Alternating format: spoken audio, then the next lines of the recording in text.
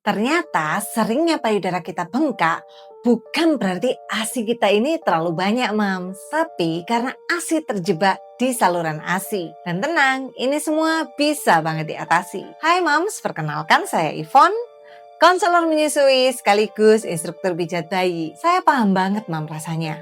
Ketika kita baru melahirkan, badan masih lemah, hormon naik turun, belum lagi perasaan yang campur aduk. Lalu di hari ketiga sampai dengan kelima, tiba-tiba kita merasakan kayak payudara diserbu ASI. Tiba-tiba payudara penuh, keras, rasanya sakit banget, bahkan sampai kemerahan. Dan yang paling bikin stres pada masa itu, ASI justru sulit banget keluar. Sampai kadang kita rasanya pengen nangis karena bingung ini harus ngapain. Jadi begini Mams, pembengkakan payudara itu terjadi karena ASI datangnya tiba-tiba deras, namun keluarnya terhambat. Biasanya hal ini terjadi saat kita menyusui bayi jarang atau di jadwal. Bayi sebelum menyusu diberikan ASI perah atau susu formula dulu sampai kenyang. Perlekatan saat menyusui kurang bagus, atau saat menyusu bayi hanya menyusu di puting saja. Dan yang terakhir bisa juga karena hisapan bayi yang masih lemah. Langkah pencegahan yang paling penting, menyusui sesering mungkin tanpa dijadwal. Pastikan perlekatan benar dengan ciri bibir bayi terbuka lebar dan areola kita masuk lebih dalam ke mulut bayi. Kalau areola kita sedang tegang saat kita akan menyusui bayi, mami bisa perah ASInya dulu sedikit agar payudara sedikit melunak. Ketika kondisi payudara kita terlalu penuh, maka areola kita akan tegang dan mengeras. Nah, saat inilah bayi jadi makin sulit menyusu. Dengan melembutkan areola sebelum bayi menyusu, bayi akan lebih mudah menghisap payudara kita sehingga ASI menjadi lebih lancar. Dan satu hal yang penting banget, Mams, pilih tempat bersalin yang pro ASI yang menjalankan 10